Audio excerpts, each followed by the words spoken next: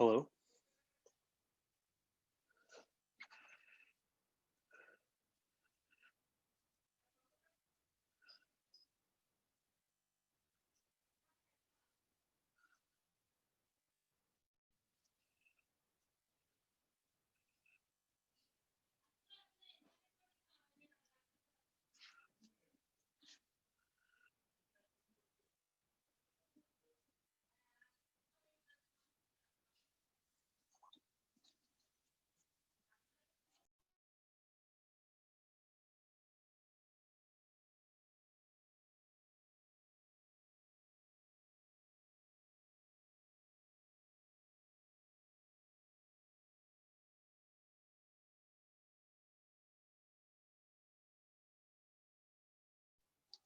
Hello, everyone. Good evening. My name is Mo. I'll be holding the workshop today. We're going to begin promptly at 8. So I'm going to give 5 more minutes for anyone else who will be joining us. If you can hear me, please just let me know by typing in the all chat that everything is good audio-wise. I'd really appreciate it. Thank you.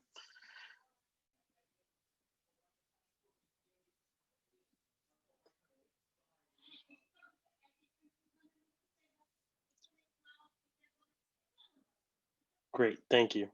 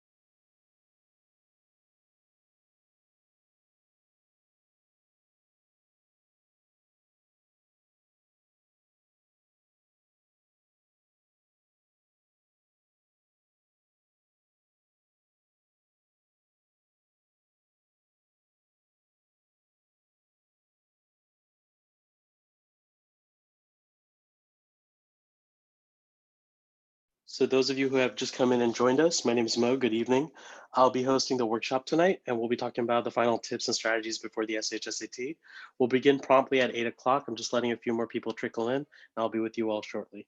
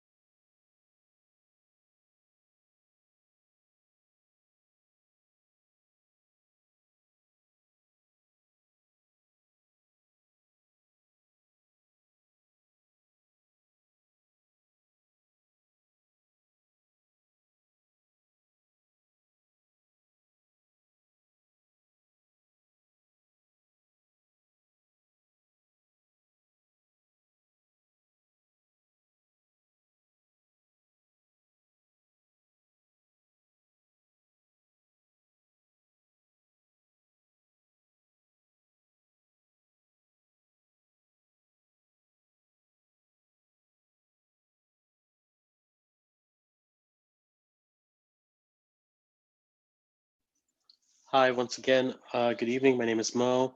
I'll be starting at 8 o'clock promptly. I'm just waiting for the last few people to trickle in, and it will begin in about a minute and a half.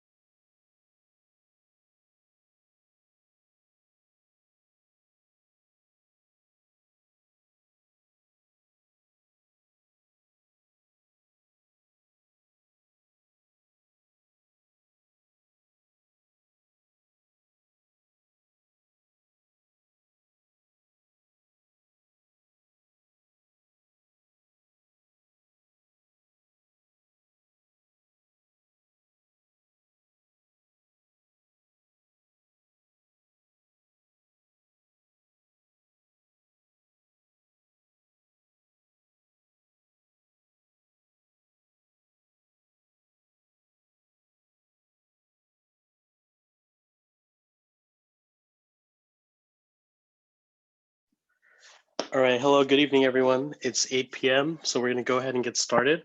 Just a quick introduction. My name is Mo. I'm one of the tutors at Kweller. I've been tutoring in the New York City area for about 14 years now, and specifically, I have a lot of experience with the SHSAT, and so that's what we're going to talk about today. Along with, I hope everyone here is doing safe, is doing well, is healthy and safe with everything going on. This has been an extremely rough year for everyone, and especially with this test coming in. I know a lot of the students here have been studying for well over a year, whereas this test was supposed to happen about 3 months ago for them, ideally. So with that being said, since the test is just a few days away, I wanted to provide some insight that I have on one, everything that they should be aware of, know that's going to be on the test, strategies that they should be using. They probably know all of this, it should be review. And then what they should be doing in the final few minutes with the last 2 to 3 days leading up to the test now, right? Monday and Tuesday left. So we're going to begin off with reading strategies, right? And this is something that I've done before. I'm sure they've learned this in class as well. So I just wanted to go over this in depth, right? This is usually my first quote unquote class that I have with the students. It's called How to Read, right? It sounds very funny because everyone comes in thinking, well, we know how to read, Mo. We're in 7th grade, we're going to 8th grade, we're going to be applying to high school soon. But this is just to work through the strategies specifically on reading comprehension, not just for the SHSAT, but just any standardized test that they'll be taking in the future. So I broke it down into 2 components, right? And I have it all written out so that you don't have to sit there and wait for me to write it out, because I know it's already late into the evening. So I'd like to thank everyone for joining us. And then also because to save time, and I'll be going through everything one by one. So if my messy handwriting is a little bit unclear and illegible, I'll make sure to emphasize that. So the first thing is that you break up reading comprehension into 2 components. One is reading and the questions. So I always say read the passage first. There's another, I guess, area of thought that would say to read the questions first. What I find happens is when students read the questions first, they go searching for those answers in the passage and they miss kind of the overall point of the passage. The entire contextual piece gets lost in trying to just find details, details, details. So when they're asked a higher level question that requires them to read the whole passage, in order to get it right, they're going to have to go back and reread. Now, if this test was untimed, that would not be any issue at all. They can just go back and reread the whole passage. But unfortunately, the test is timed. So doing that would waste a lot of time and give them a disadvantage in other sections. So I always say, always read the passage first. Now, when I say to read the passage first, I really mean skim, right? Don't read, skim. And what skimming does is you ignore minor details, right? So if we're reading a passage about someone going to a grocery shop and buying a list of items, the minor details are going to be what they bought. The major or big points are going to be what they why they're there, right? What's their purpose? So you want to pay attention to the big or major points. The next big thing is that you want to annotate. Now, annotations happen in a variety of ways. Annotations can be little like one-word notes on the side. They could be not complete or full sentences, right? They could just be little bullet points. They could be underlining, highlighting, right? And at Kweller, we love highlighted notes. We love notes that students take with detail to show that they're really engaged. And so that has already been built in them in the way that they take their class notes. So it's just doing so whenever they read a passage. And remember, your annotations don't need to make sense to anyone else except for you. So as a student, when you're taking the test, you don't need to worry too much about handwriting or wait, is everyone going to understand what I meant by this? Because they're only going to look at your bubble sheet. They're only going to look at your Scantron, right? I believe on the test, you're only allowed a pencil, but I mean, it doesn't hurt to bring in the highlighter. Just see what the proctor says. If they don't allow it, then you have it with you. If they do, great, okay? So as you annotate, do so paragraph to paragraph. What ends up happening is that a lot of students will annotate after reading the entire passage and they won't remember, right? And since they won't remember everything, they'll have to go back and reread. And again, the whole point of this was to save time. So if they're doing this without annotating paragraph to paragraph, sectioning parts of it off, it's going to be a big issue, right? So you want to do so in an organized fashion, paragraph to paragraph. Just like with everything else in life, there are exceptions. If a paragraph is too complicated or it's too long, you can slow down and annotate in pieces, right? So instead of doing it as a whole paragraph, you can split the paragraph up into a first half and a second half and annotate that way. But the annotations are something that should still be done. As you annotate, there are two things to keep in mind. I often say this a lot to students that it's not that the passage is hard, we end up being our worst own enemies because we tend to complicate things. So remember these two acronyms. One is KISS, which is keep it simple, stupid. Or for a lot of younger students, I just say keep it simple and short, but I'm sure your parents have heard the other one before. So keep it simple and short. And DID, which is dumb it down. In both cases, the it is the passage itself. It's what we're reading, right? The reason why is because if you can split everything up that you're reading into, is it good? Is it bad? Is someone happy? Are they sad? Do they like this? Do they not? Are they for this? Are they against this? It makes understanding the passage as a whole much more easier. Of course, there's always nuance, but at the end of the day, there's always a line of, oh, yes, someone does like this and someone does not. And having that clarity while you're reading does wonders, because for a lot of students, it's not that the passage is hard, there's just so much information that they themselves feel frazzled with it. So if you break it down to this level of simplicity, it becomes a lot more easier to digest. Over time, and this is a work skill that I'm sure a lot of these students have, and so I'm going to go on a little bit of a tangent and draw a little diagram to talk about this next point, which is to predict, right? So before I talk about predicting, right, I'm going to go down here and just try to explain something to everyone here. And I always use this example because to me, it makes the most amount of sense. So imagine we're a class or a lecture hall of over 200 people here. Thank you all for joining. And I'm going to teach you all about the Civil War, and then we're going to have a big exam. And this course is going to run 2 weeks, right? So in order for it to run 2 weeks, it's going to go Monday, Tuesday, Wednesday, Thursday, Friday, right? And we'll call this week 1, call this week 2. And let's say here, we learn about the material, we learn about the material, we learn, and we learn for 7 out of these 10 days available to us. And so then we'll have 2 days of review, and then we'll have the big test, the exam. So as a student, how do you know what to study? What's most important about this subject? Well, if I was the professor and I told you, we're going to learn about the Civil War, and I'm going to spend 3 days of the class talking about everything related to Gettysburg, right? That's a big portion, a big chunk out of everything that we're learning about, like the Battle of Gettysburg, the speech that was given at Gettysburg, whatever, everything about Gettysburg.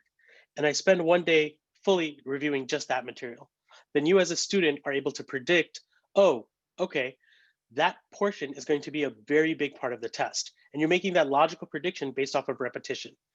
I know it sounds very tangential, but in that exact same logical manner, whenever you see the author has repeated something over and over again or shifted in mood or tone, that's going to be a question, right? And this is how test makers make their questions in the first place. They look for passages where these things occur, and they're like, okay, this is going to be a good question to ask. And so as a student, as a reader who's gotten used to doing all of these, strategies, you're going to be able to predict questions that you already know the answer to. And that's going to give you an advantage. So as you're navigating through the question section, you'll be like, oh, I already knew this was going to be a question. This is obviously the answer. And you can back it up with things that you've read in the passage. The next big thing that I want to talk about as you're reading to pay attention to is point of view. So always be aware of who's speaking, especially with passages that have dialogue, right? Because oftentimes they'll switch between one character and the other only by indenting to show that the speaker has changed. Another thing to pay attention to is the type of passage that you're reading, whether it's a first person narrative, which always has I or we, second person, I or me, second person, which has you or we, and third person, which is he, she, or they. So these are kind of the giveaways here. Yeah, I'll send these notes over to Ms. Kweller. All right. Are we all comfortable with the reading section of things? Does anyone have any questions? Please feel free to type it out. We'll move on to the questions in just a second. Okay, fantastic. I'm just going to erase this down here since it's not really relevant. It was just to make a point a bit clearer. All right, so in the question section, and I've said this before, we happen to be our own worst enemy in reading comprehension because of a little thing called doubt, right? And so in terms of doubt, right, what I mean by this, and this has happened to everyone, I myself am included, I'll go through the answer choices and I'll say the answer is B, but then I'll read answer choice D and I'll be like, is it B or D? Is it B or D? And I'll end up switching my answer and picking the wrong one, right? So this is basically the big conundrum of what do you do when you're stuck between two answers? Sorry, I'm just getting a few questions here. Do you have any advice on poems? Yes, I do. Actually, right after we're done with this, we're going to talk about a poem specifically passage that we're going to do as an example. And then how many sentences do you suggest we write per note? I think you should use your best judgment. If you end up writing, if your annotations are larger than the text you're annotating, then you've lost the purpose of why you're doing that, right? It's to simplify your work. You don't want to write full sentences. I would say like little note cards. And I'll give you an example of as I go through the next passage and do it myself. Okay, so there are many types of reading comprehension questions in general, right? There's main idea, vocabulary and context, inference, detail, line number, paragraph number, evidence questions, comparisons, author's mood, tone, purpose, not/except questions. There's questions about a graph, a table, or some chart interpretation. Regardless of all the different types of questions that you have, what you need to know is that all must be answered using passage-based evidence. So if there's an excerpt from the Scarlet Letter, right, then anyone who's read it in class is going to, or for school, would have an unfair advantage over someone who hasn't. But the way they do this is that all of the answers has to come from the passage itself, not from prior knowledge or anything else. So that's kind of where we're going from, right? So one thing that I used to do kind of obsessively to make sure that I followed this mantra through and through is after every single question. So like, for example, if my answer to number 12 was B, I would say I got my evidence from lines 5 to 7. And right next to lines 5 through 7, I would write circle number 12. And this was just a double way of making sure that this is where my evidence is from. And it works for two reasons. And this is the reason why I would spend time to do this. One, it would give me confidence that my answer is correct because I would have evidence to back it up. And it would lessen the doubt. And the second thing that would be really good is because say I have 3 minutes to check over a passage. I've gone over the rest of my test, I checked it over, and now I have 3 minutes to check over a passage. 3 minutes is probably not enough to read a full passage and then go through the questions. But 3 minutes would be enough for me to just go through the question, read the question being asked, go back to just lines 5 through 7, and see if my answer still makes sense. So it's a quick check, and it's something that gives you confidence in your answer. So because of those two reasons, that's why I end up doing this. And that's why I tell students at the beginning to get into the habit of doing it. Everything that you do in life, right? Habits are hard to break, good or bad. So it's better to build good ones early on.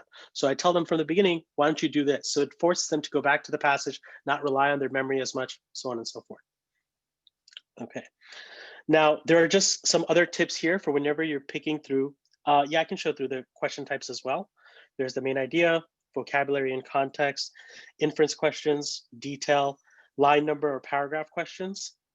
There's evidence questions where they ask you, where would you find evidence for this? Comparisons, right? Author's mood or tone or purpose, not/except questions. And then there's the graph, table, and chart interpretations for those passages that have them. All right, so I'm going to go through some other tips right below it.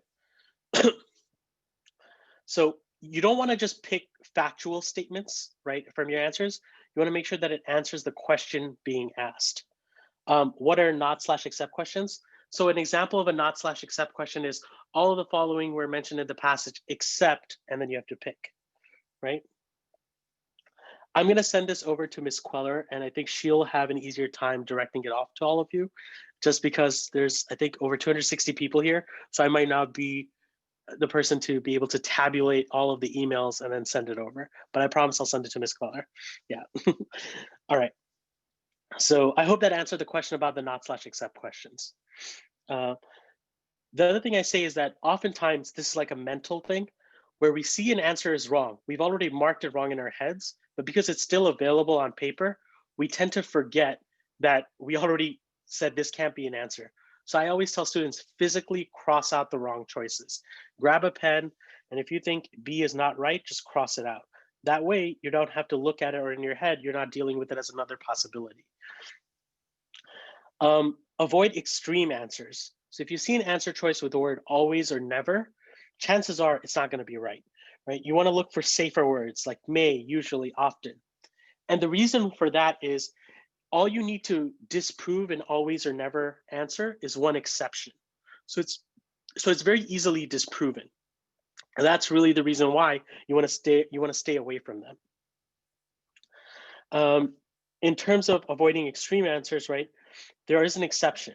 If the passage itself states it using that extreme word, the passage itself used the word always or never, then it's going to be correct because it's quotable from the passage itself. Okay. Any questions thus far? We're about a little bit more than halfway through the questions aspect. That's why I wanted to just pause here for a second.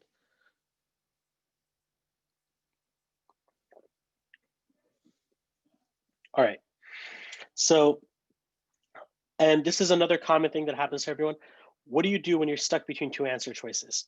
Well, I dissect their, if it is an inference question, does the evidence need to be in the passage? Yes, it does. And that's a great question. Because if you're making an answer to an inference question, inferences, right, are going to be, they're not just blind hunches. They're based off of some exact data or facts. And so in this case, those facts need to come from the passage themselves. So when you're stuck between two answer choices, you want to dissect their differences and pick the one with more passage-based evidence. So what I do is I become hypercritical of the choices. If two choices are very much alike, I think about, well, what word was used in answer choice B that wasn't used in answer choice D, so on and so forth. So you want to go somewhere along that route of how am I going to narrow down between two choices? You can definitely count on previous answers that you're definitely sure of to support future questions or support harder questions, because the passage is not going to contradict itself, right? I've heard that if you're really unsure about the answer, the longest answer is the best answer. Is that true? No, it's not. Every answer has an equal chance, but no, Maggie, that's not the case here. So when in doubt, don't go with the longest answer. Try to narrow it down, and then if you need to, and you're running out of time, then I would say guess. This is very big, and I put a little highlighter here and a star next to it. The biggest thing that causes that doubt that I talked about in the beginning is looking at the answer choices to begin with, right? So if you're looking at the answer choices, right, and you're going through the choices themselves, it's going to trip you up because two things might sound very similar. So what I usually do is I try to cover the answer choices and answer them myself before I look through the choices. So in my head, I'll have an answer, and then I'll go looking through the choices and see which one matches up as closely to that as possible. What I found this to be most helpful for is main idea questions. Main idea questions especially, I think, are easy questions that people have a tendency to overcomplicate. Because if you really think about it, main idea questions are going to be the ones that are asking you, what did you just read after you read it, right? And so for that reason, they're the easiest questions that you should be able to answer. But if you look through the choices, it murks up how you're thinking about the passage. That's why you want to avoid looking at the choices, cover them up. I use my hand, I cover them up, and I ask myself, okay, wait, what should the main idea of this passage be that I read?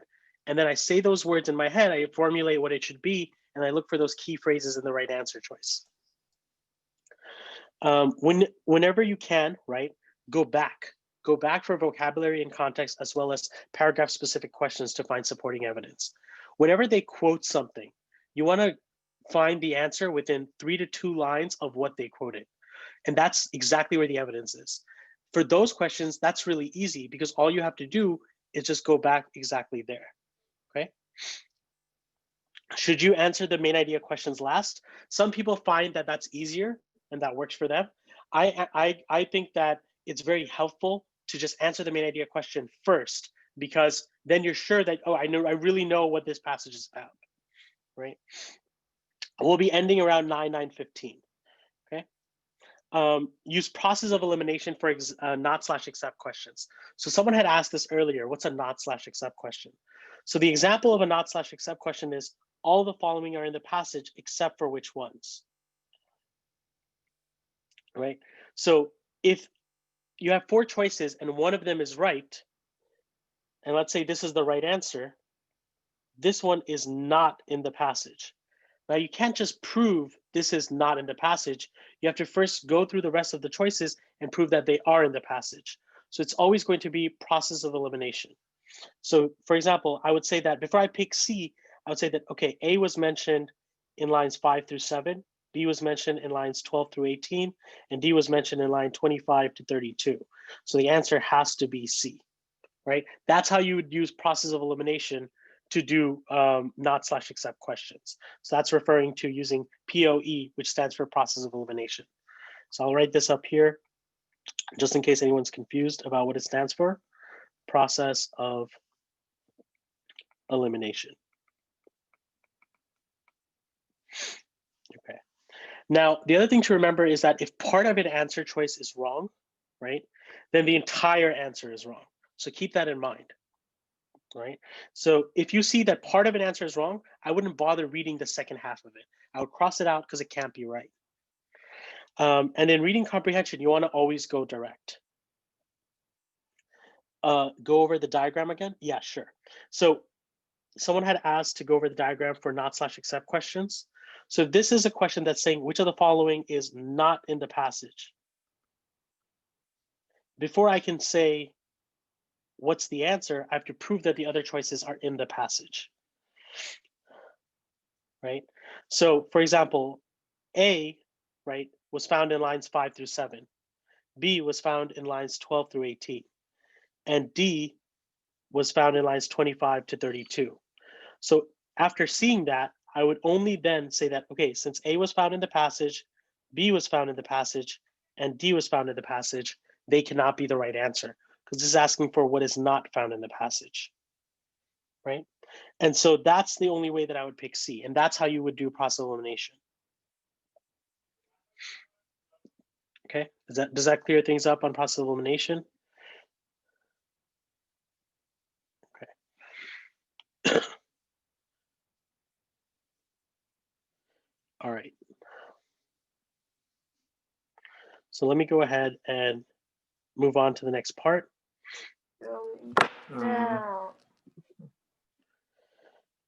In reading comprehension, you want to always go direct, right? So what does that mean? Well, think about a series of choices, right? A string of things that become one thing to another. If A leads to B, and B leads to C, and C leads to D, and D results in E, and they ask you, which type or what caused E, you're not going to say that A caused E. You always want to go direct. So think about the step right before.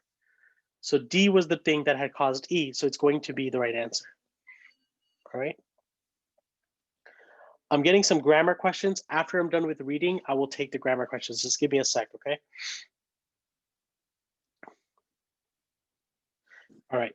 Does anyone have any other questions on the question section of reading comprehension?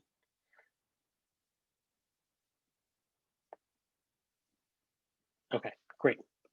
So I'm going to go ahead and move on because I was going to do a passage for you all, right? And show you how I would use these strategies in action, right? So moving forward, Ode to Fireworks, right? So this is one of the poems in the passage. So this is specifically for poems. So for those of you who asked, how do I translate those strategies into poems? Well, poems are going to work just like reading passages, right? Except they're split up not into paragraph forms, they're split up into stanzas. So this one has 3 stanzas for it. And the other big thing to keep in mind with poetry, right, is going to be the fact that figurative language needs to be quote unquote translated into literal language. Okay, so let's go ahead and read it. In autumn, my mother drove us to the edge of the field where the fair was set up year after year. The carousel, the bumper cars, the long low sheds filled with prize-winning animals. So they're going to a fair. Going to fair. So these are the annotations that I was talking about, right? We, my sister, my cousin, and I were ready for bed, already in our pajamas. This was a treat we waited all year for. We waited in the darkness for the first low dull thumps, like someone beating an old filthy rug hung on a wash line. So narrator is excited. They're waiting for something. Then we counted the seconds between the lightning and thunder as we used to do until the sky lit up red, blue, green, gold. In my mind's eye, I can still see the straggly ancient oak whose branches reached up past the exhibition halls, silhouetted against the spectrum of the stars that cascaded behind it. So here are the fireworks. So that's what they were waiting for, right? And so this is all when they were younger. So this is all a memory. So you'll notice that to make sense of it, right? To make sense of it, instead of reading the poem the way it's broken out, I create stops of my own. I try to use the periods to help me understand because they're still sentences, right?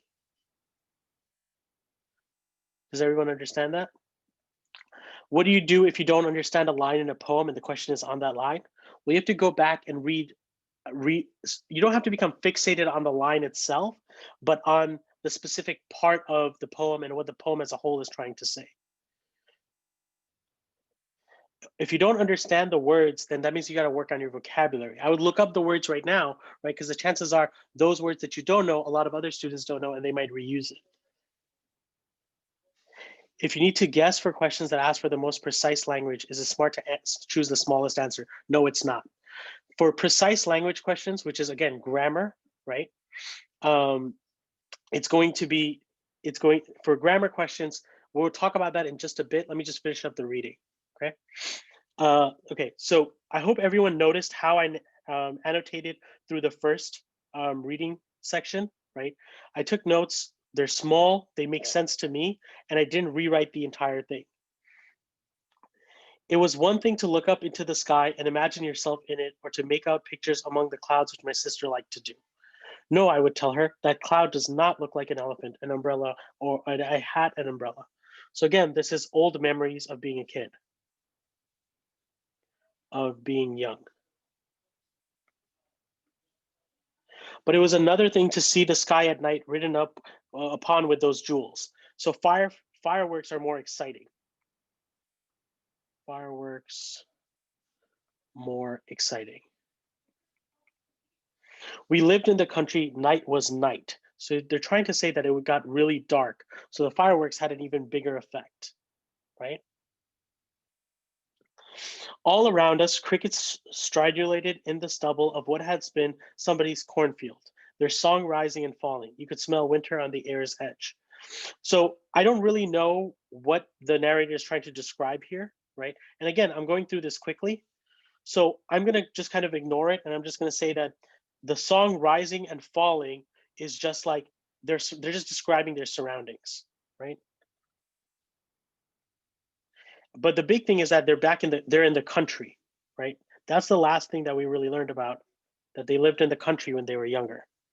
Okay. So we're up to the last passage now, the last stanza right now in the passage. Now in the city, when the sky dips into shadow at New Year's or on the 4th of July, I find myself craning my neck upwards at odd moments. So now they're in the city, right? So now they're older and in the city, right? Older, right? Hey Mo, This, sorry to interrupt yeah. you.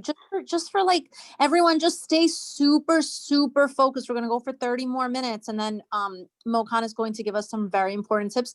Mo, just for this maybe 10-15 minutes, so that you can super concentrate. Can you close? Just do the chat so they can only chat with you. Just do it for like 10-15 minutes, just so that we can go through everything really fast. Okay. Okay, gotcha. So guys, we're just going to close the chat only for like 15 minutes, just so that we can go like super fast. Okay, go ahead. All right. So the city sky is always lit up. This is where we live now. It is how we live now, awash in light of every hue. So the narrator enjoys the fact that this is how they live now, right? He doesn't say that it's bad. He just says that it's just different. Everything is a constant celebration. So it's a constant celebration because it's always lit up, right? Again, they're making contrasts to what the country was like. Picking up washing at the cleaners, or stopping by the corner market, or a loaf of heavy bread. So everything is lit up, right? And the music around me is the music of people, their voices rising and falling in 100 languages. So the whole rising and falling thing happened before, right? It was right here. So it's just comparing the two surroundings, right? So this is the city's surroundings. And over there before, in the second stanza, it was the country's. But beneath the yellowish glow deep in the sky of all our city lights pelting out into the universe, I remember the feel of the pickup truck bumping across the rigid field as I kept waiting for those childhood bursts, watching as they escorted us home. So here, they're kind of missing, they're not unhappy about living in the city, but they're missing the fact that they're missing their childhood. That's really it, right? Missing out. So they're missing, I guess, the feeling of being young.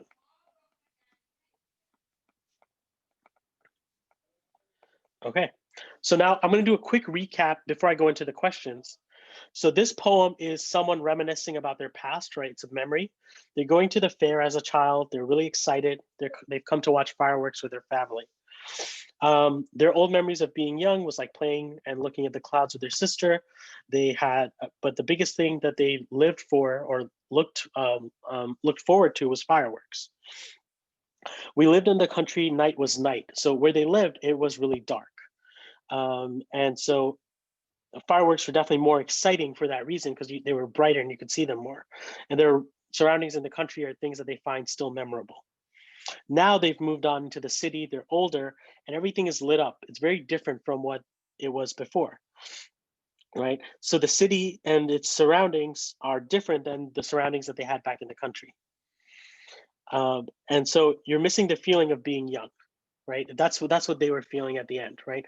It's not that they dislike where they are now, but they missed being where they, they missed being the way things used to. They missed basically the way things used to be.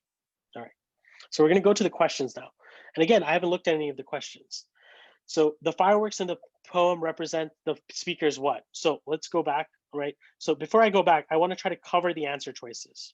So my big thing is I'm going to try to cover the answer choices, because I don't want them to kind of basically change the way that I would answer the question, right?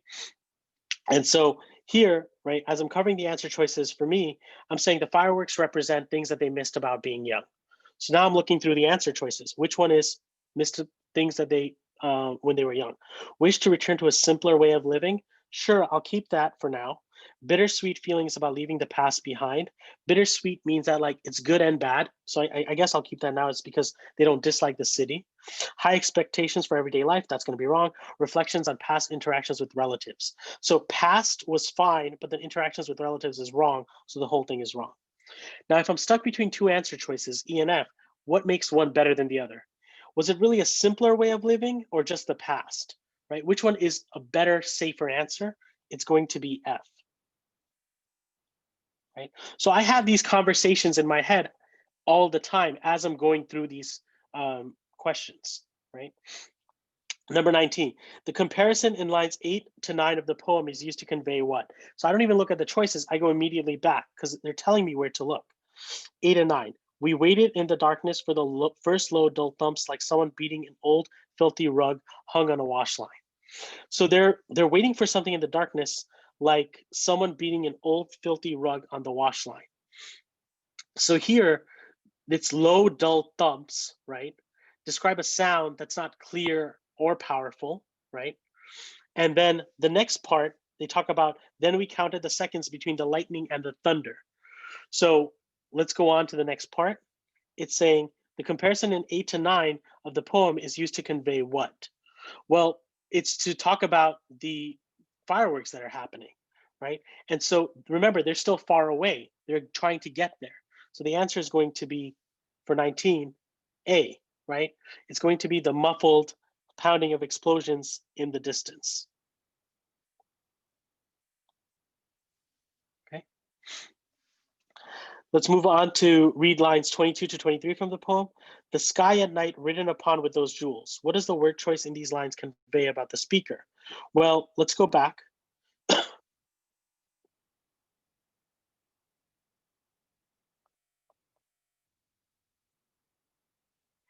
If we go back, can everyone still see my screen?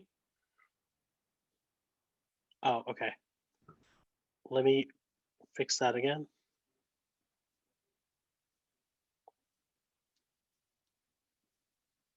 All right, there we go. And we're back. So we're going back to the lines that they mentioned were lines 22 and 23. So I'm going to go back there because whenever they give me a line number, you want to go directly there because it's going to give you the best evidence. So it's saying, right, that, but it was another thing to see the sky at night written upon with those jewels. We lived in the country, night was night, all around us, crickets stridulated in the stubble of what had been. So the jewels that they're talking about are the fireworks, right?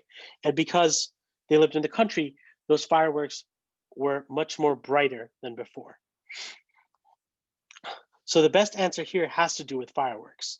So it's not going to be G because that doesn't contain the word fireworks. It's not going to be E because again, it doesn't include the word fireworks. And that's what the jewels are referring to. So now between F and H, is it that the speaker is imagining the fireworks or that it's a memory? Well, we've already established that this is a memory. So the best answer has to be H. Okay. Number 21, the use of the italics on the word night in line 24 most likely intended to emphasize the fact what? Well, if we go back, right, again, it's to emphasize the fact that in the country, it got really dark. So the effects of the firework were felt much more aggressively, right? They were much brighter because there was nothing else to hide them behind, right? So it's just to show the aspect that, you know, they lived in a place where there was complete darkness, and then they contrasted with the fact that now that they live in the city, there's light. So a sense of mystery in the darkness, sense of absolute darkness. It's not fear. So it's not going to be fear. So we can cross that one out. Certainty about the night. There's nothing to be uncertain or certain about. So the question is now whether the word mystery adds anything. I think rather than the word mystery, absolute darkness adds something because they're saying that it was much more, it was like it was pitch black outside in the country, but it's not the case in the city. So the best answer here would be B. What is the purpose of the repeated words rising and falling in lines 26 and 37? So this was one of the things that we've actually annotated. Rising and falling in line 26 was talking about the surroundings in the country, whereas rising and falling talked about the surroundings in the city. Because here in the city, it was the voices of people that was rising and falling. And in the country, it was the rising and falling of the crickets. So it's showing you how the two settings had their differences using that same kind of phrasing. So the best answer here is going to be something that talks about the differences between the city and the country. So I don't see any answer choices that says that there's no city and the country there, right? Oh, by the way, this is important. Whenever they say most likely, it's 100%, right? And the reason why that's always going to be the case is because, remember, these tests have to have one correct answer. There cannot be any other extra answer there, right? It has to be one correct answer. Mo, am I okay to join in with it? Yeah, of course. All right. So let's take the kids off the chat because let's do like an exercise so everyone can join. Okay, ready? Okay. Is that okay? Yeah. So take them off the chat.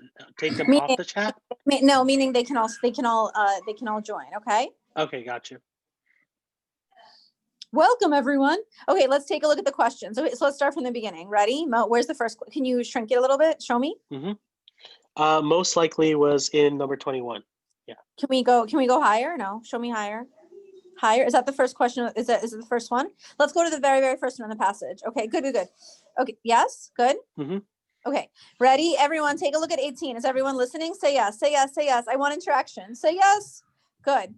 Okay, stop. Okay, ready? You see where it says the fireworks in the poem. Mo, can you write the word 100% represents? Does everyone get that? The fireworks in the poem, 100, let's circle 100% really, really well. Ready? Next, the comparison in lines 8 to 9 of the poem is 100% used. Does everyone understand that? Because it can't be maybe A or maybe B or maybe C or maybe D. So it's everyone. Read lines 22 to 23 in the poem. So you know you're going to do 21 and 24 as well. What does the word choice in these lines? Guess what word I want between the word lines? Mo, you jumped ahead. What do you want between the word lines and between the word convey? You want the word 100%. Got it? Let's go to the next one.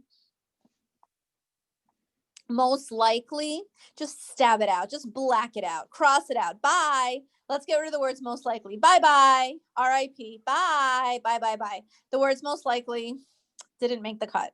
The use of the italics in the word night, 100% intense.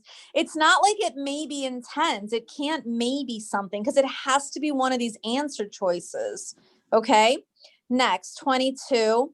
What is who can guess what I want to put between the word the and purpose? What is 100? A little shifted over. 100%. What is the 100? Put the arrow after the. What is 100% the purpose? Okay, got it? Good. What's the next one? Can you do the next one? Yeah. Let's make it larger. What impact does the phrase everything is a constant celebration? Guess what word I want after the parenthesis and before the word have? 100% have in the poem. What's the last question? Ready? Read lines 41, 42. You're going to read 40 and 43. How does the memory, guess what I want? Do I want to see 99 after the word memory? Do I want to see 98 after the word memory? I want to see 100%. How does the memory 100%? Okay, Mo, go ahead. Everyone, I'm so proud of you. I'm going to take screenshots. This is a happy memory. Everyone's giving me perfect answers. Okay, Mo, so now let's close the chat for now so we can focus. But does everyone understand how important it is to give concrete? And do not choose it unless you can prove it. Okay, make sure that you're able to prove those answer choices somehow. Don't just randomly choose it, okay? Make an educated guess, all right? Thank you, everyone. Let's go. All right. So what is 100% the purpose of the repeated words rising and falling? Well, we already came to the conclusion that it's comparing the country and the city. So I don't see those words there. So you have to think to yourself, and someone said this before, aren't there multiple meanings to things said in the poem? There can be, right? And so one of the meanings of city and country is basically future, like past and present. So that's going to be answer choice F for us here, right? Because it's telling us the difference between how the authors or the speaker feels when they hear something in their past versus what they remember from hearing now in their present. So there's a connection between the two, okay? Moving on to number 23, what impact does the phrase everything is a constant celebration, 100%, have in the poem? Well, let's go back, right? Everything is a constant celebration was mentioned here, right? And we had even talked about this line. And the reason why everything is a constant celebration is because something that was so, I guess, unique during the country, which is, having light around them, right? Because in the country they say when it got dark, it got really dark, right? Night was night. Everything here is lit up. So it's something that used to be uncommon is now very common here. So the best answer here is going to be, let's go through the choices. A, it reveals that the speaker finds the city more pleasurable. That's not the case. It suggests that the persistent brightness of the city can be overwhelming to the speaker. I'll keep this for now. C, it implies that what is normal in the city was unusual in the country. This is probably the better answer here. D, it emphasizes the hectic pace of daily life in the city. This doesn't have anything to do with what we just read. Between B and C, the reason why C is a better answer is because B includes the word overwhelming, which is not true because the speaker doesn't find the fact that everything is lit up as to be a bad thing. They just miss the past. They don't think the future is bad. So the answer has to be C. It implies that what is normal in the city was unusual in the country, to see everything lit up so brightly. Lastly, number 24, read lines 41 to 42 from the poem. I kept waiting for those childhood bursts watching as they escorted us home. How does this memory affect the speaker? So I'm going to go back to 41 to 42, and we're going to read a little bit before and a little bit after. Well, 42 is the end, right? So I'm going to start from this line right here. But beneath the yellowish glow, deep in the sky of all our city lights pelting out into the universe, right? So this is saying deep within the city lights, right? I remember the feel, so they're reminiscing, right? They're still talking about the past. I remember the feel of the pickup truck bumping across the rigid field as I kept waiting for those childhood bursts, watching as they escorted us home, right? So the difference between, so what they're trying to say here is that they don't remember, the thing that they still remember about that time period was the fact that those fireworks brought them comfort, right? Because it says escorted us home, right? So it brought them comfort. So let's move on to the answer choices here. The speaker believes it's impossible to ever return to a place in the past. I guess, but that's not what they're trying to emphasize, right? They're trying to emphasize, do the childhood bursts represent fireworks? Yes, they definitely do. They're trying to represent, they're trying to, I guess, get the point across that it's not so about I can't return to the past, but more so that I found comfort in the past. So it's not going to be E. F, the speaker is still amused by the impatience felt during fireworks displays. I don't think they're talking about the impatience, so F is not going to be good. The speaker now regrets abandoning the rural way of life. I think regret is too strong of a word, but I'll keep it for now. Let's see what H says. The speaker feels a sense of comfort when reflecting on the past. Yeah, they miss it. It brings them back to a happier time, or a different kind of time when they were younger. So the answer is definitely going to be H. And that takes care of basically the entire reading section and poetry as an example. So I got a few questions as I was looking through this, and I saw that what do you do when you're stuck between two answer choices that seem very similar to you? Well, B and C seem similar to me in number 23, but I was able to cancel them out because I looked at the differences in the words that they used. So that's my big advice there. If you're struggling with reading out poetry, then I think for most of you, the issue isn't with the questions themselves, it's understanding the passage, right? So in this next day, reread all those old poems, right? And make sure you understand how they work. You can always find free poetry to read online, try to decipher the meaning of them, right? Because if you can understand the meaning of the poem, regardless of what question is going to be asked, you should be able to understand, you should be able to tackle it on, right? If you're stuck between two answer choices, try to look for what are the differences between them, all right? And no, we're not just doing ELA. I'm going to move on to math now. And then we're going to talk about specifically grid-in questions in math, because I think I want to make sure everyone here grids in their grids properly so that they get credit, okay? So let's move on to math. But before we do, I saw one grammar question coming up over and over again. The grammar section is the smallest section on the test. That's why I'm not taking out time to go through it completely, right?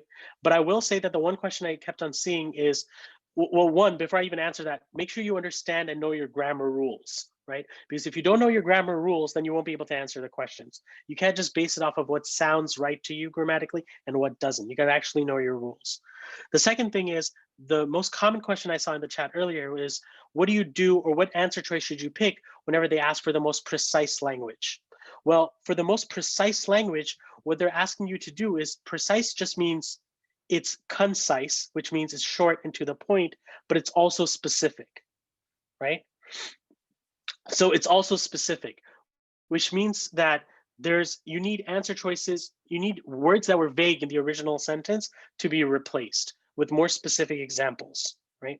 And so that's the number one thing that you need to take care of. And there's two other things, right? So besides being specific, right, and short and to the point, you cannot change the original meaning of the sentence. That's really important. You cannot change the original meaning of the sentence. And lastly, you cannot introduce new grammatical errors.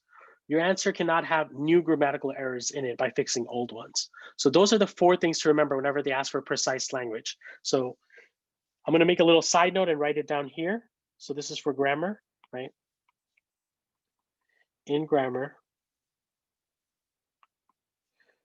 when they ask for precise language, you want to pick two, you want to remember these 4 bullet points, right? You want to pick the answer that's specific, concise, it's not redundant, right? It doesn't say the same thing two different ways. You want to pick an answer that does not change the original intended meaning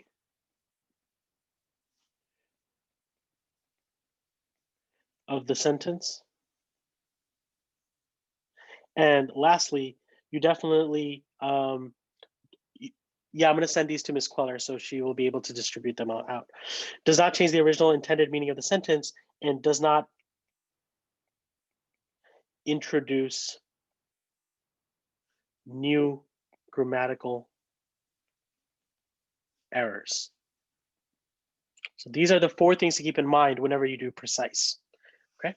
All right. So I'm going to move on to math because I want to be able to wrap up math in about the next 10 minutes or so, and then take any final questions anyone has about the test, and also share my last piece of advice 2 days going into the test. Okay. Because I think for most of you, it's Wednesday. So these are just 2 grid in questions. We're going to do them, and I'm going to tell you about how to grid things in. Okay. Olivia is building a frame for a painting. The painting is 24 inches high and 18 inches wide. She wants the height of the framed painting to be 125% of the height of the painting. The width of the frame around the painting will be the same on all sides as shown in the diagram. What is X, the width of the frame in inches? Okay, so let's slowly dissect what this question is asking. So there's a picture, right? The painting that's 24 inches by 18 inches. And she wants the height of the frame painting to be 125% of the height. So 24 inches is our height, right?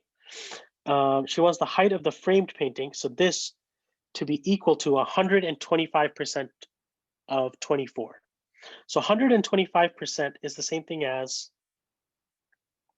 1.25. So if 1.25 of 24, we can figure out what they want that height to be. So if we can go ahead and multiply, right?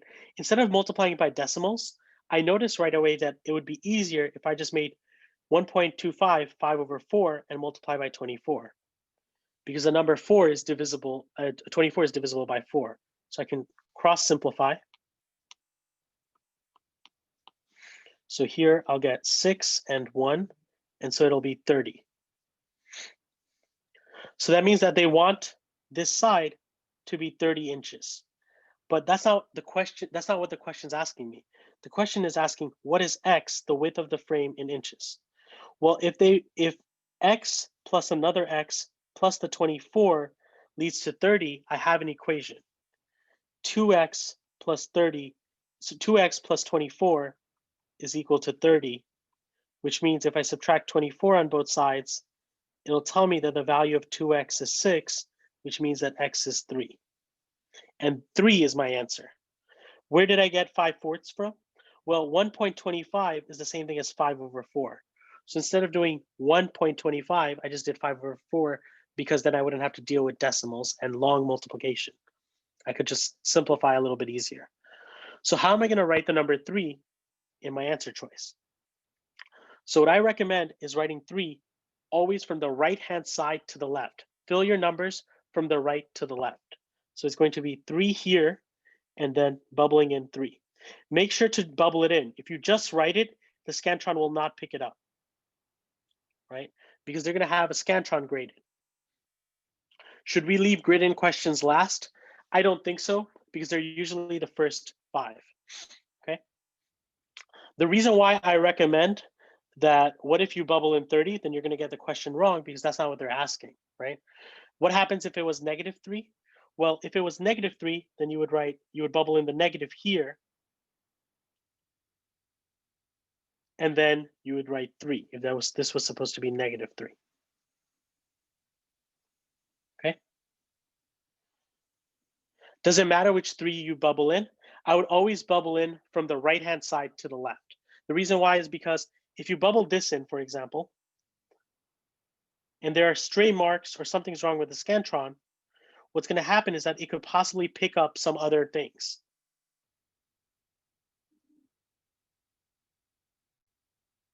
If your answer is more than 4 digits, then can you assume it is wrong? Yes, you can, unless it's a decimal. Okay. All right.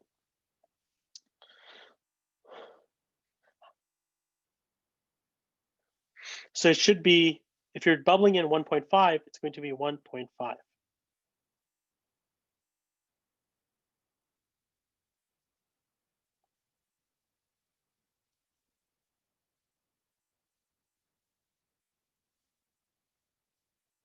If you get a fractional answer, you have to, no matter what, convert it into a decimal.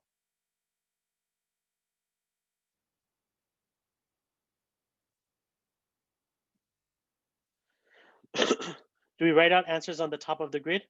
Yeah. I would write out answers from the top of the grid.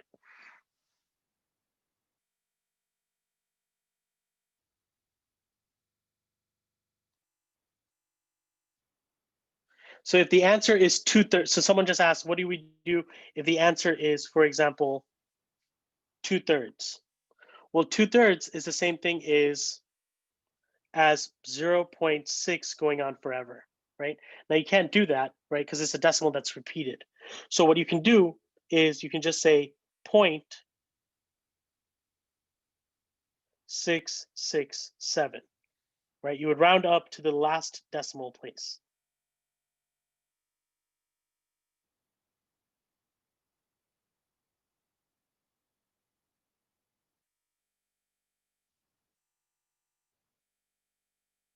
How about 0.67?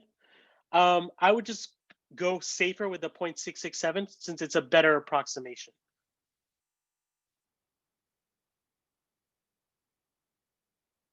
So if it was just 1/2, would I just do 0.5 or 0.5?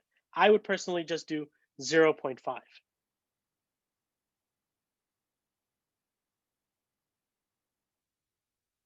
Okay.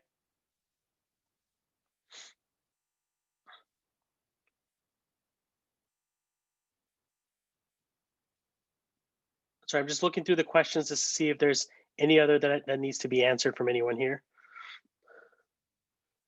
So 1/3 would be 0.334. Well, it would be 0.333 because 3 doesn't round up.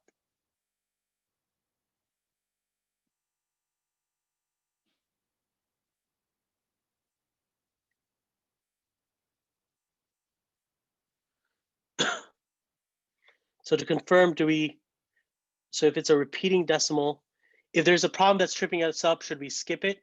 Yes. If the problem is taking you longer than 45 seconds for you to understand what you should be doing, right? Then that's how you should go about it. Okay.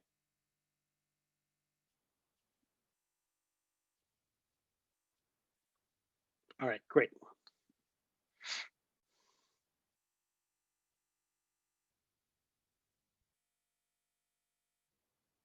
You have to bubble in your zeros. I wouldn't bring a timer.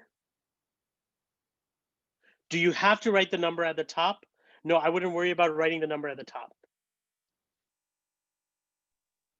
Do we always have to do it from right to left? Nope, you can do it from left to right. That's fine. Just be extra careful that you don't have any stray marks. Okay.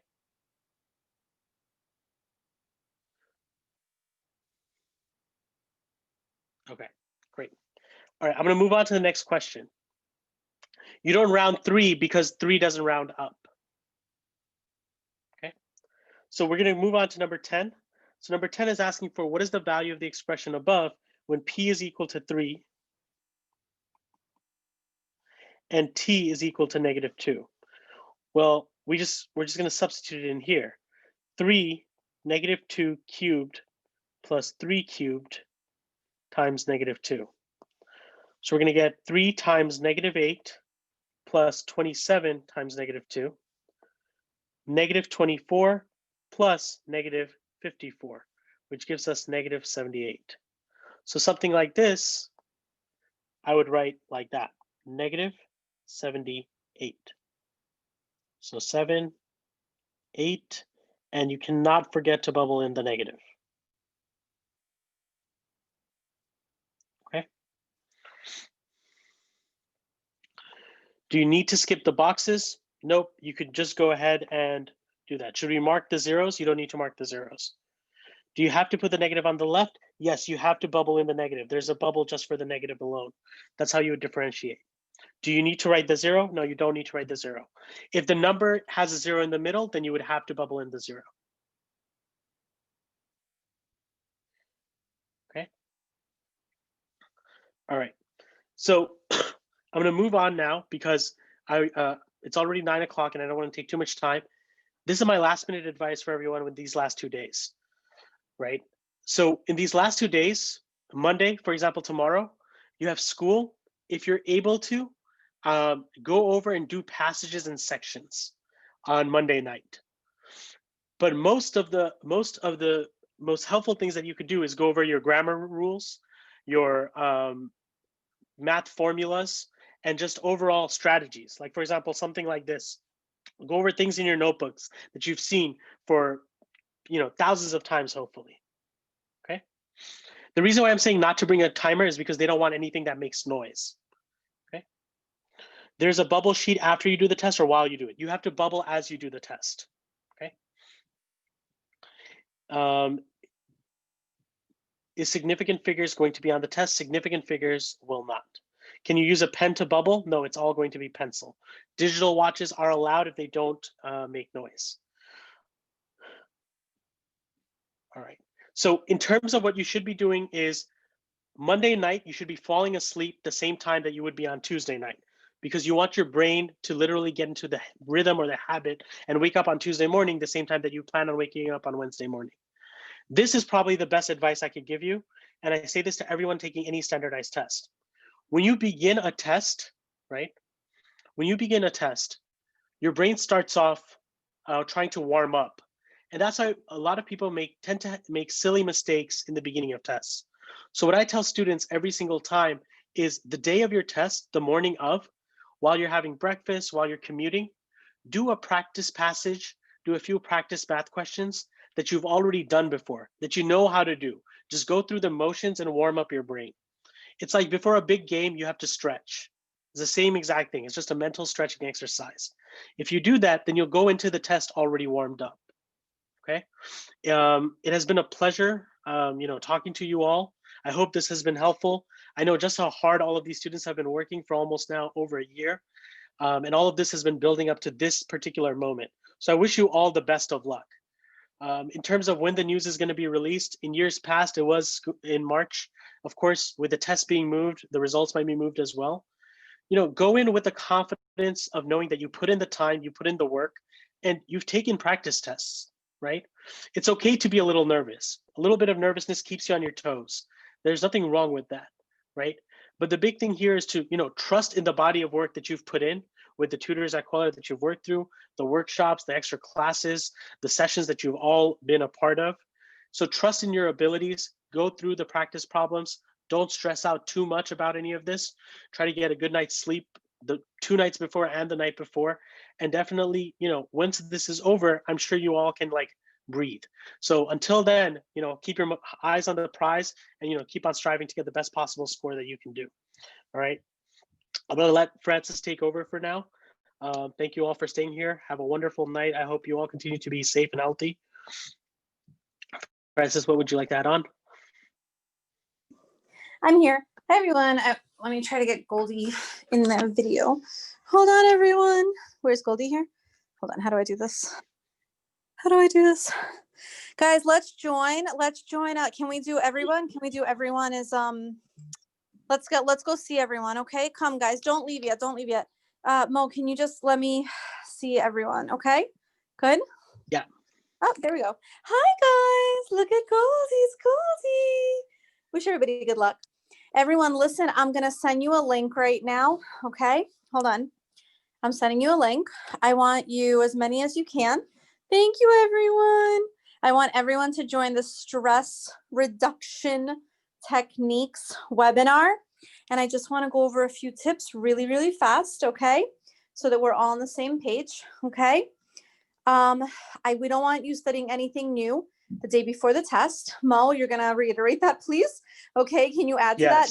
No brand new material. Okay, go ahead, Mo. Take it over. Of course not.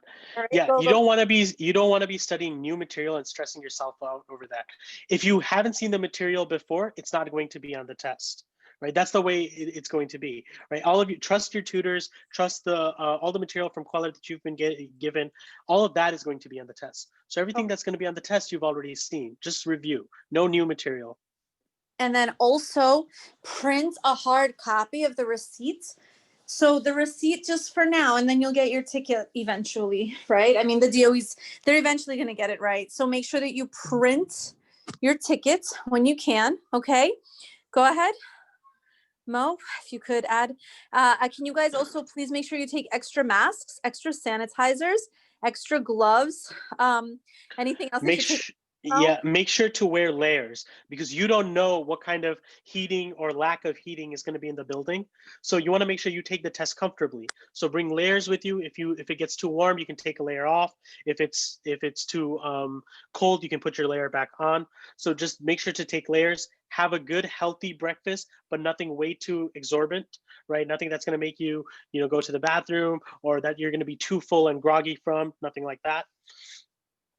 And then if you need to listen to calming music, that's going to help you. So try to listen to just like calming music. Okay, guys? So, and it's totally fine to be nervous. Okay. So please, Mo, if you could add anything about like just calming music, calming sounds, I'm sending you the link again. Okay. Go ahead, guys. Yeah. So overall, you want to make sure that within these next few days, you're doing everything in your ability to stay as calm as possible, right? Because you don't want to overstress yourself. There's been thousands of studies done on a little bit of stress is perfectly fine. It actually helps you perform better. It keeps you on your toes. But the issue is that if you become way too stressed out, you're not going to do well. You're going to freeze up during the test. So use whatever you can to help you relax, review the things lightly. That's about it, okay? Make sure you get to the test center early. So Mo, how many minutes do you think is a good amount of time to get there? I always say aim to get there half an hour early, because things happen, right? Traffic happens, something you didn't expect. Everyone's going to be making their way down there. So for that reason, if you try to aim to get there 30 minutes early, and chances are you'll show up 15, 20 minutes early, and that'll be perfect. And try to eat breakfast before the exam starts. Like try to eat right before you go into the room. Okay. Do not avoid eating breakfast. No matter how nervous you are, make sure you eat. Okay. And take some food with you. Also, you might want to get to the test location and then get food in the area, because you must eat before you test. Mo, if you could add anything, please. Yeah, definitely you don't want to go in there with an empty stomach. Halfway through the test, start to lose energy, because halfway through the test is when you've really hit your stride, And so you don't want to do anything to, make that worse for yourself. Foods like eggs, walnuts, blueberries, sunflower seeds, flax seeds, dry fruits, figs, like brain food, avocado. Like there's certain foods that are just very, very good. They're going to stimulate you.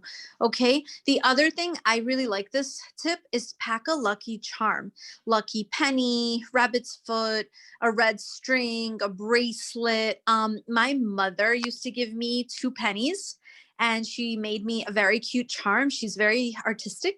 She made me a charm. She'd give me a little bit of dark chocolate. So just remember, so all of these different tough exams that I would sit for, she'd pack me these cute, just little good luck charms. So I would have, or like if you have a little charm bracelet, just something that'll give you like good energy. And Mo, if you could add to that,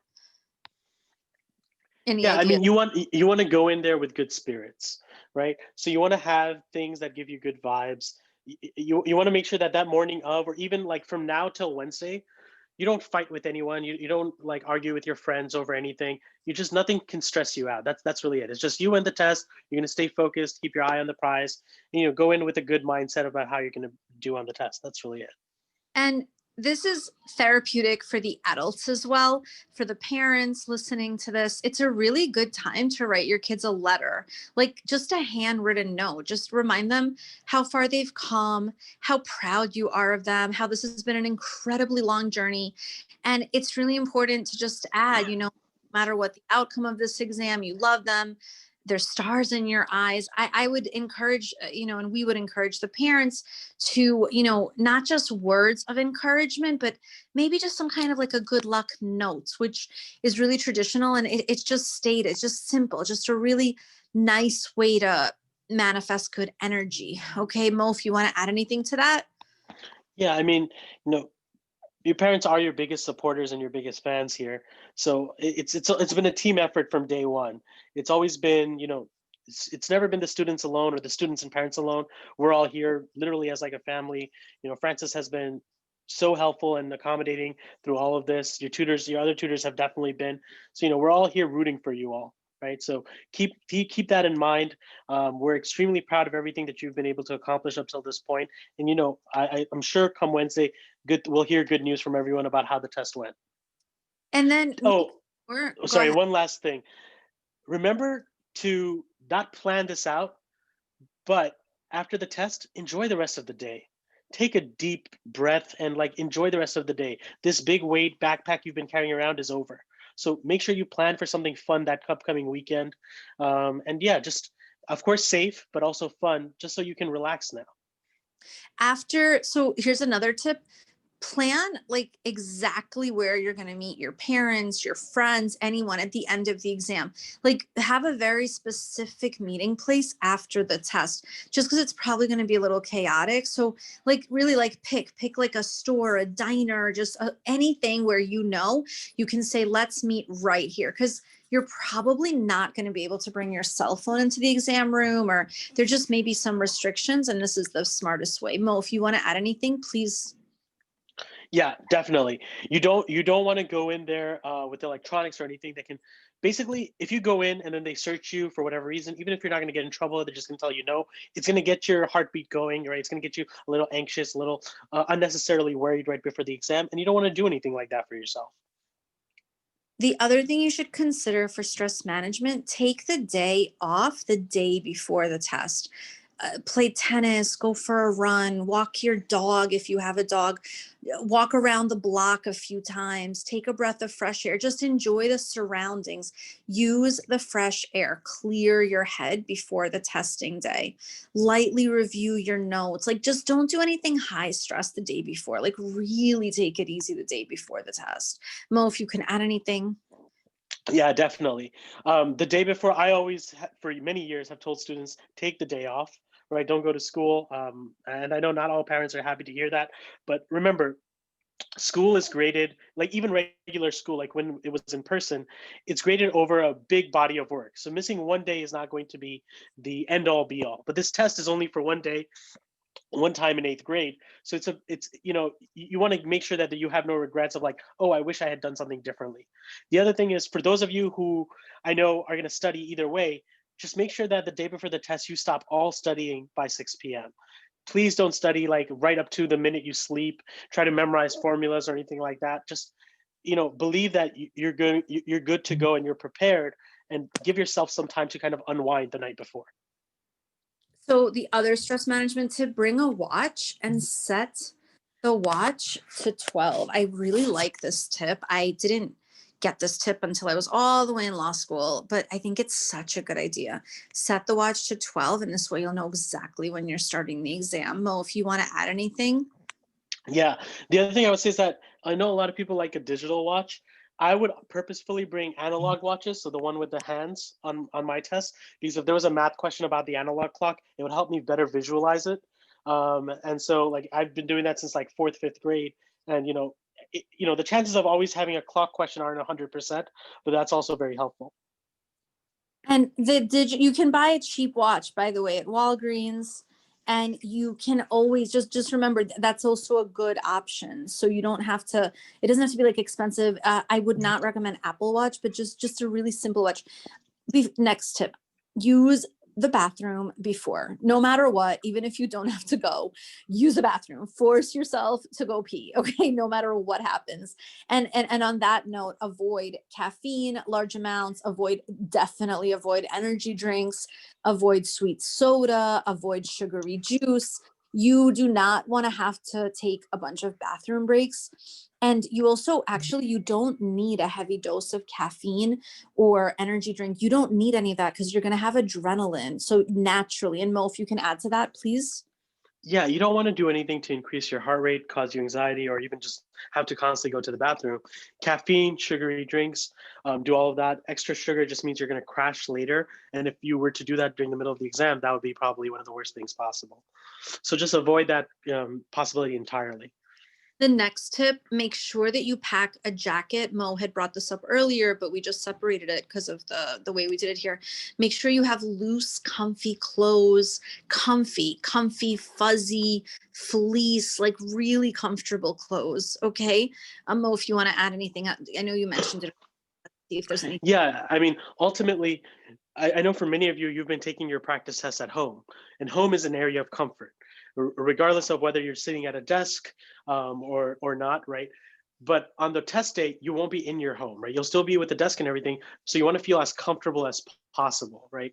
You want to be able to control the things you can in your environment, and that's definitely one of them. You don't know whether or not they're going to have the heat on in that building that day. So you want to make sure that you bring enough clothes so that if the heat is on, you can take off some layers and be comfortable. Or if it's not, you can put on some layers and also be comfortable that way. And just remember at the end of the day, like, just remember to breathe. This is just a test. This is one exam, and you're going to have a lot of challenges throughout your life. So just remember to breathe as you're sitting, as you're testing. And just remember that the SHSAT, like it's not a sprint, it's a marathon. You've been preparing well, you've been reviewing. It's not like you just started studying yesterday. Just at the end of the day, remember that that's your worth. Okay. Mo, please add if you can. Yeah, I mean, look, I'm much older than all of you, and I have been taking tests for many, many, many years. And there are still tests out there that I haven't taken. So testing never ends, right? You want to give it your best shot because it is a test, right? But this entire thing is an experience builder for all of you, right? If this doesn't work out, it's not the end of the world. There will be many more tests ahead. And I think that's the mentality you want to go in with, right? That I'm going to do my absolute best, and whatever happens, happens as a result of that. And I can be proud because I know I did my absolute best going in. It's unfair for us to ask for anything else more than that.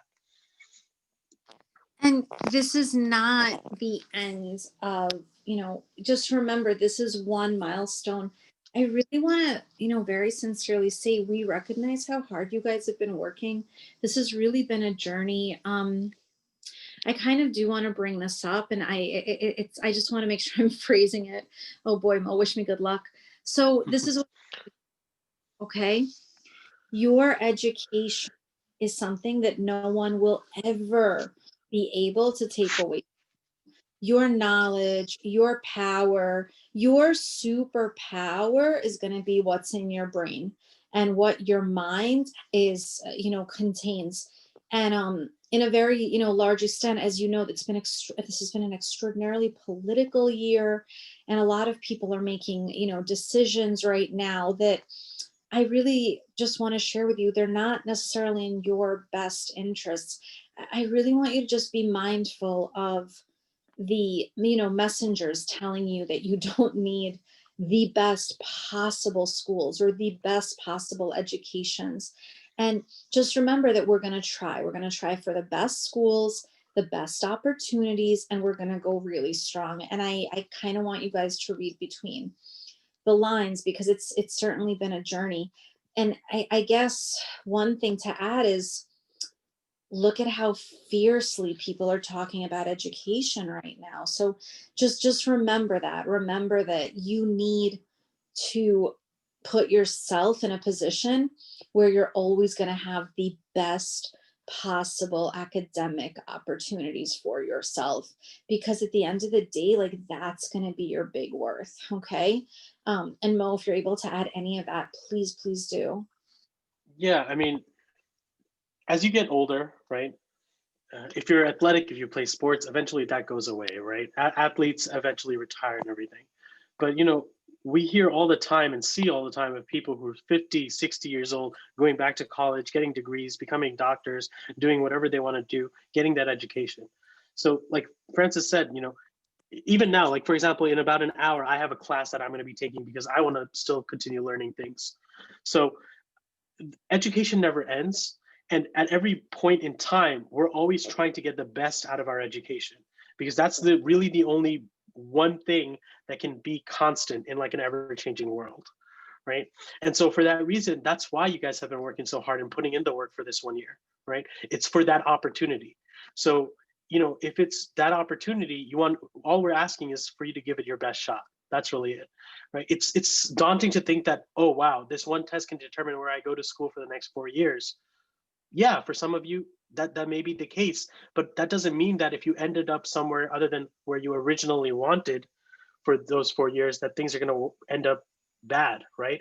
Again, this is just one big milestone down this huge line of things that are going to be coming up in your future. All we're asking is that you take what you've learned from this experience, right? You apply it this coming Wednesday when your test is. Hopefully the best comes out of that. And if it isn't exactly what you hoped for, it's not the end all be all. This is what you've done basically, is taken what you've learned up to this point and use it as kind of like a head start for whatever comes next. And I think that's kind of the right mentality to have with this. And Mo has taken so many exams. I mean, can you just to go through some of the tests? So I've taken the ISEE, the SSAT, the Hunter tests, the SHSAT, like you all are taking soon, the PSAT, the SAT, the ACT, a bunch of SAT2s that no longer exist. I've taken the LSAT, the MCAT, the GMAT, and the GRE. So yeah, it's all over the place in terms of like, and there's still hundreds of thousands of more exams that I've never taken yet, and I've looked at. So I think the big thing is, if you always have this eagerness to learn, no one can take that away from you either. I think that's what really pushes you to always strive to do better. And I do want to stress, so that's it. So listen, we've gone very far. This has been an incredible, exhausting journey. I really want to take a moment, because I don't have these moments very often where I get to say thank you to Mo Khan. It's not something I get to do often, because, it's usually kind of like, let's get to work. And I want to take a moment to just publicly, with the remaining 180 kids who are here and families. And I do want to say thank you. Mo's going to embark on a lot of journeys, and tutoring and working with students and mentorship it's very close to the heart. And I really want to thank you, Mo. I know that you're busy. Mo also works a full-time job, and he made time on Sunday night to do this because it's important. If you are oh, that's so sweet, Ema. Thank you. Okay. If you guys are able to just kind of like literally like take 1 minute just to write, like, Mo Khan is awesome. If you could, I sent you a Google review. I think this will be Mo Khan's legacy, that honestly, Mo Khan is just awesome. Like in person, Mo Khan is awesome on Zoom. I also want to share with you Mo did not receive any assistance. I actually could not figure out how to co-host this meeting today. So Mo, like, he managed the groups, he managed the, oh my goodness, Mo, like, really, like, I don't understand how MoCon, how are you able to speak, write, allow people into the Zoom? Like, how are, like, you must have like an extra like 6 hands on your body. How so much done. And I'm telling you, I provided zero co-hosting. I could not figure out co-hosting for this particular meeting. You really like did everything. You really run like this one-man show. So if you guys are able to take a minute, I put this in the chat. If you're able to literally give Mo the 5-star review that he deserves, just literally say MoCon is awesome. Because I don't know what MoCon is the GOAT means. Is that like slang for a compliment? Yeah, GOAT stands for greatest of all time. Oh my God. That's funny. That is so funny. So we have that. I don't know. We'll see. Thank you guys. You want to go off? Can you, Mo? I cannot co-host. I don't know what's going on. Can you take them off mute? Can you invite them to unmute and just say thank you? Let's do like a big gigantic group thank you. Okay. Yeah, you got it. Guys, okay, let's do that. Everyone, let's do it as a group. That'll be so cool. Ready? Wait, so they should be able to unmute themselves now. Thank you so much. Thank you. Thank you. Thanks, Mo. Thank you. All the hard Thank work. you. Thank you. Mo the Guys, goat. wait, I'm screen recording. Okay, everyone say thank you again. Do it. Mo That's the goat. Ready? Thank Thank you. you. Mo. Mo the Thank you goat. for everything. Mo the goat. Mo is the goat. Of all list. Aw, that's Mo so the goat. Thank Poggers. one. Okay, and hopefully we'll see you sooner than later. Okay, good. And Thank you, Kweller, as well, for all the support and hard work you have given us. I agree. I have one last question. Do we have any more classes after the test? Or is that it? Also, You're you're on muted. mute. You're on mute. thanks. I think that we're finishing up already. I think because we're I mean, realistically, do you guys have your exam dates? Isn't the date the 27th to 30th? Is that correct for all the dates? Am I? Yeah. So I mean, unless you want, we're gonna do a stress techniques session. So that we're gonna do, but I don't see us. I mean, unless you, I don't think we're gonna have time to have any more lessons. Okay. I think realistically, we're just gonna have enough time to get that stress techniques. I mean, unless you guys find a window, I think we squeezed all the juice out of the time that we could. And then again, if you guys are able to, please take 1 minute and literally, you can write MoCon as a goat, I guess. I mean, if that's the way people do it.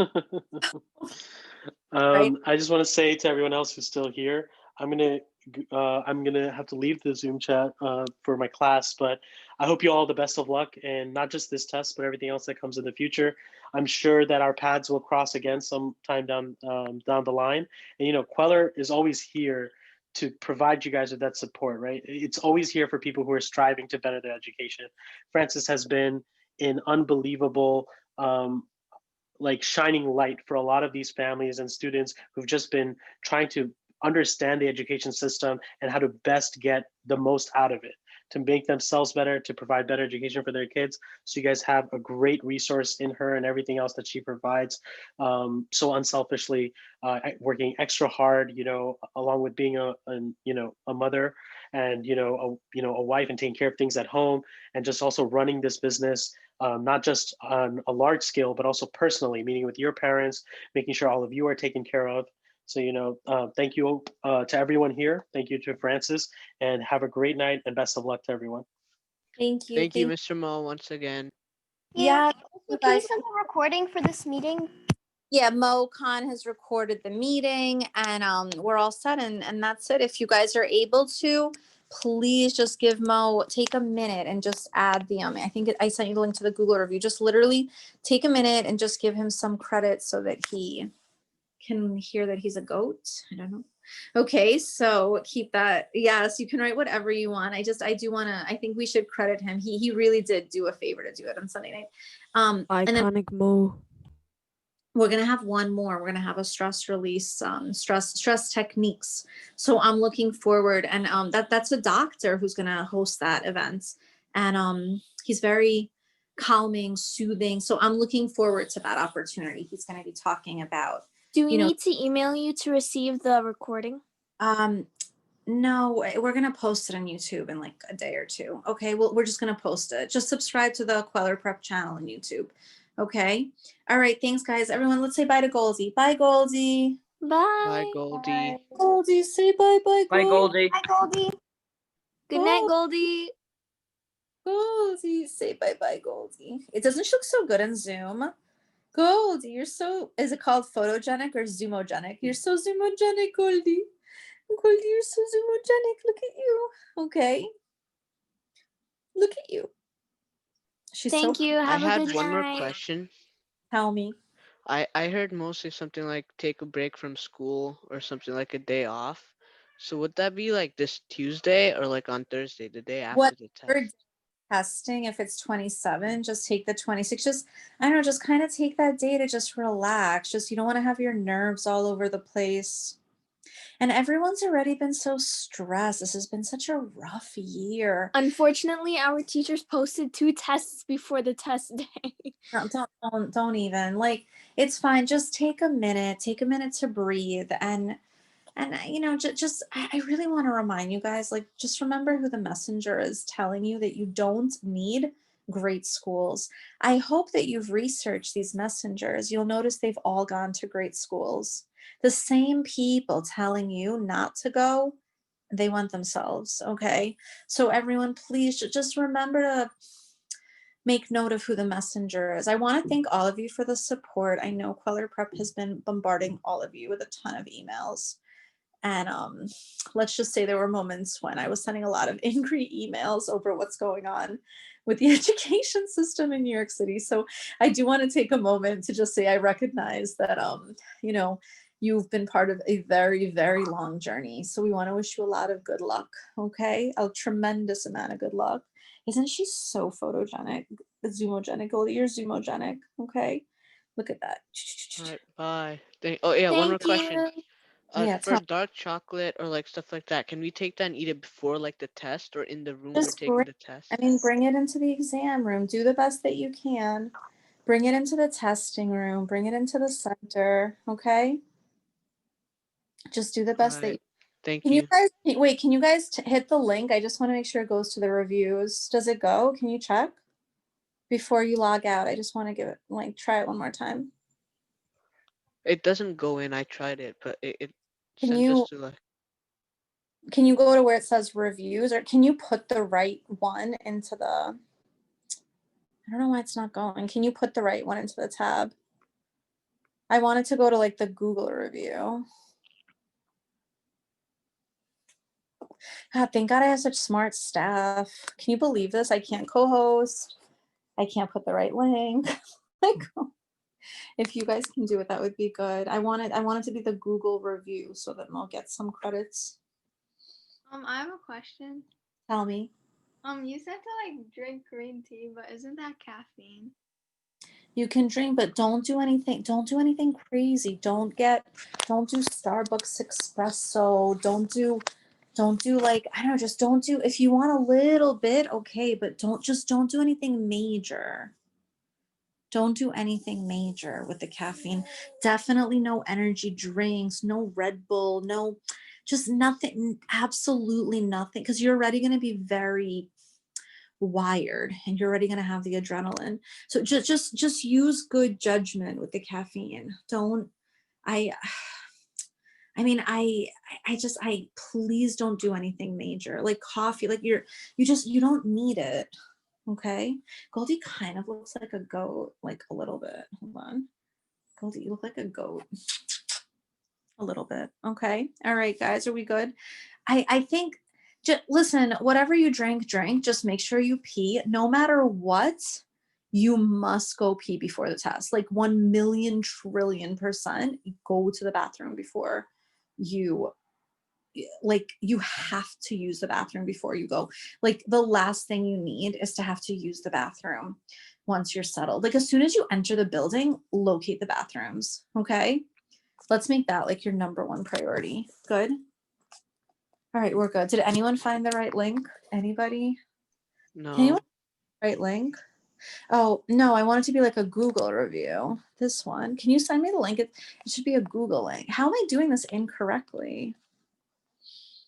No, we want to go to Google and then go to reviews of Kweller. And then I want you to write like, I would like to see that MoCon's awesome. I mean, that would be the goal.